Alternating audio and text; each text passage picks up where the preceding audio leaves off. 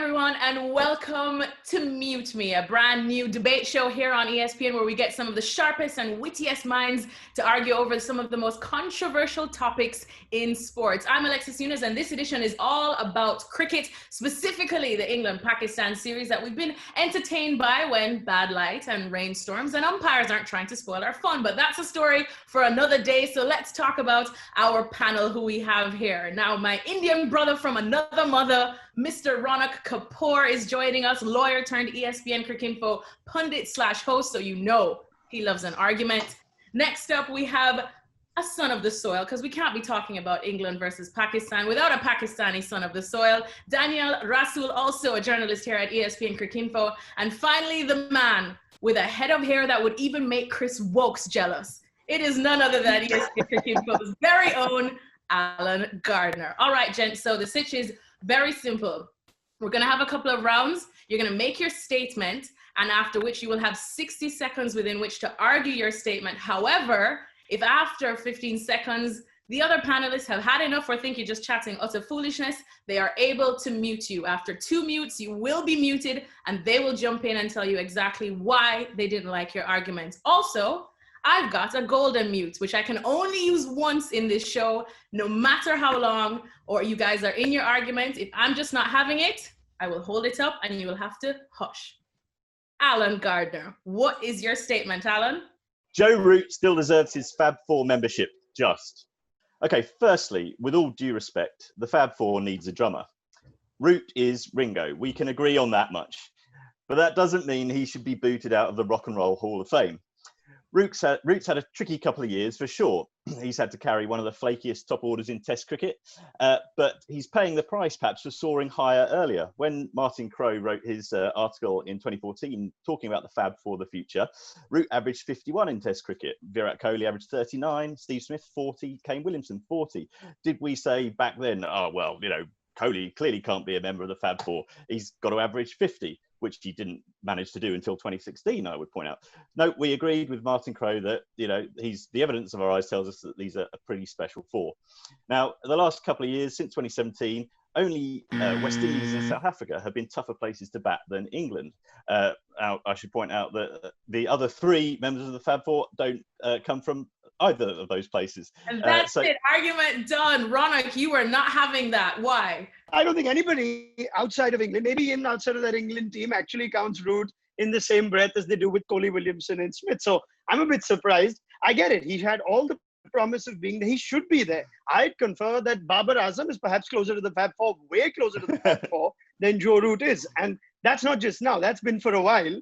Joe Root has stopped winning Test matches for England. I don't remember his last consequential. They've won 6 in a row. The Fab Four of English cricket is perhaps Butler, Roy, Stokes, and maybe someone else. Maybe Root just about makes it there. We're gonna leave it at that. Who thought that Joe Root would have incited this kind of passion? I did not expect that. Daniel, you are next. What is your statement?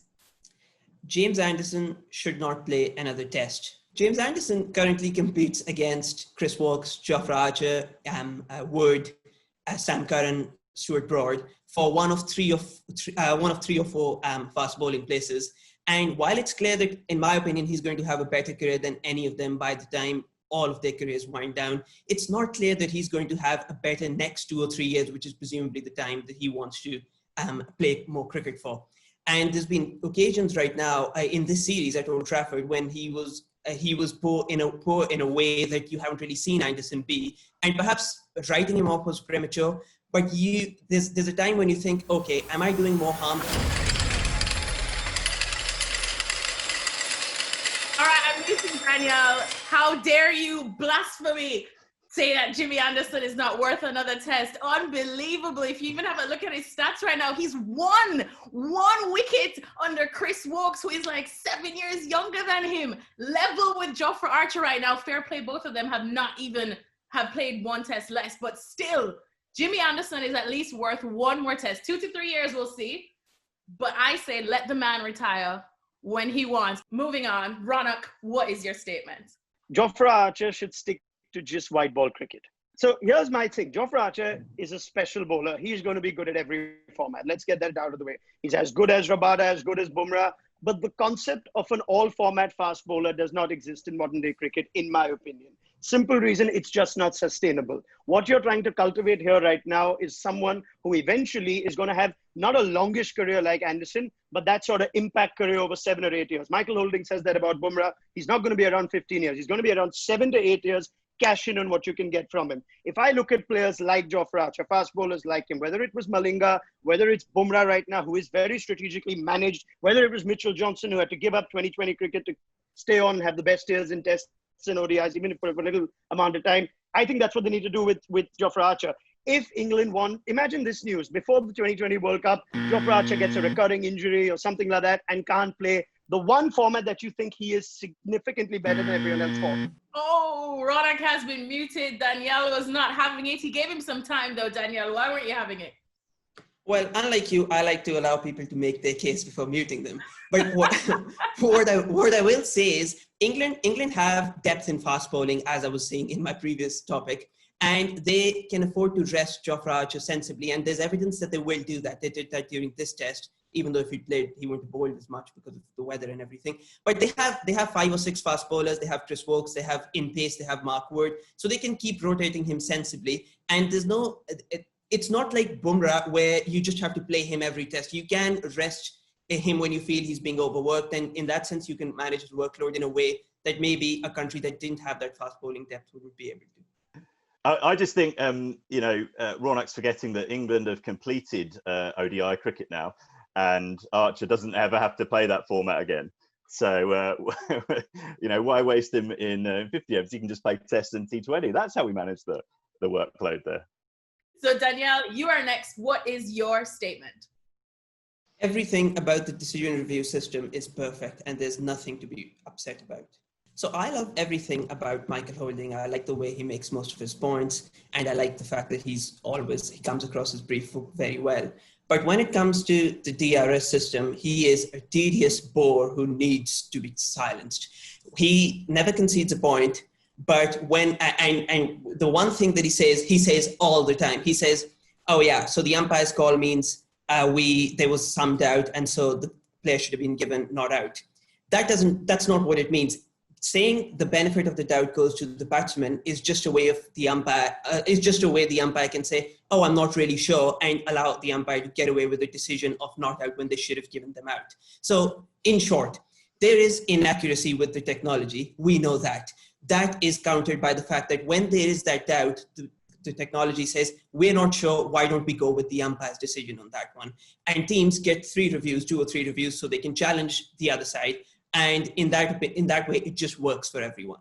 Oh, wow. Massive props there. The first one to go 60 seconds without anyone, including me, muting you. I don't even... Well, that's because you used up your golden mute. Otherwise, the minute he said something about your good old Mikey, you would have gone through the screen and punched. That's true. I really realized I probably should have saved my golden mute for you saying blasphemous things about me. But brilliant stuff on that one. We'll end the round there. Danyal, I would say you have won this round because that was a superb... Wow. The fact that you couldn't get Raunak to argue about anything, because I could show Raunak this piece of card and say, Raunak, this is white, and he will argue with me and tell me it's blue, because that's just Raunak and his feisty lawyer skills. So well done, Danyal. You are the winner of this round. Now we move on to round number 2. Here's a juicy round. You guys don't know the topics. I will be reading out the topics, and they're quick fire ones. So literally, as I read it out, put up your hand if you want to take it and just dive right in. And of course, if it's good, the other guys can feel free to jump in. And if they're not having what you're saying, no real mutes here. So ready, let's start. Jos Buttler should finally be dropped from the England test side. Yeah, I think that's fair. I don't need a whole minute to make that case. When he's just hit form, is that how it works? He's a poor wicket keeper, and there's no way around that. There's no you can score as many runs as you want, and he doesn't score too many, save 1 innings. But he's a poor wicket keeper, and England need a good wicket keeper. And from what I hear, Ben Foakes is that guy. Yeah, I would, this is not the point of the argument, I think, but I would agree that Ben Foakes is a better wicketkeeper and probably should have been playing in the test team before now. But that said, everyone loves Jos Buttler. He's a generational talent. He's one of the greatest white ball players we've ever had. So, I mean, you want to give him as much of an opportunity as possible. And I think that's what England will keep doing. So we can keep having this argument for the next year or 2. Next topic. Naseem, Shah and Shaheen Afridi will be a better partnership than Wasim and Waqar.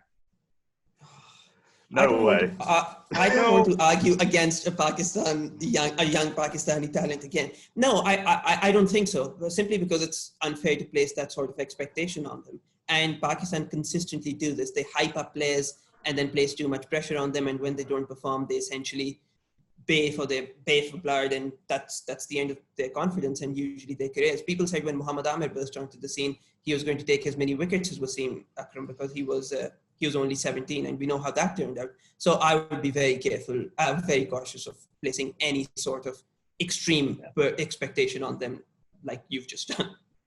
Yeah, but what I would say is that there's a good chance that in a few years from now, they might be the best fast bowling duo of their time. There are very few teams that actually have two fast bowlers, genuinely quick at that age, right arm, left arm. So good chance they might just be the best in world cricket of their generation. But please, not Wasim and Waqar. Well, here's another topic. Pakistan have all the tools to become the #1 test side. I think they've got all the tools. They've got, leg spinner, left arm quick, right arm quick. They've got Babar Azam. They've got a good wicketkeeper. But I'm not sure they know how to use the tools effectively in all conditions in order to get to #1 in the world. Again, the last time Pakistan won an away test was 2 years ago in England. They've lost 7 on the bounce before this draw finally ended that run. And since they ascended to the #1 ranking in 2016, I think they've won 12 out of 31 tests or something like that. They've been poor, or at least average, in test cricket for a while now. And I think first they need to reverse that slide before they can set eyes on that #1 prize again. Can Stuart Broad catch Jimmy Anderson's test wickets tally? Yes. Broad is 4 years younger. And is 90-something wickets behind now. So there's every chance, I think. And Broad is a sort of ornery kind of scrapper who is just going to keep going. Particularly if England keep trying to drop him, that's going to fuel his desire to go past Jimmy. So not to mention in those select tours that England will make that we've referred now to in this post-COVID world, if they are going to travel to difficult lands, India being one of them. You might see Anderson actually follow Danyal's route himself and not want to go and leave the tough wicket taking to Broad like he has done for a large part of his career.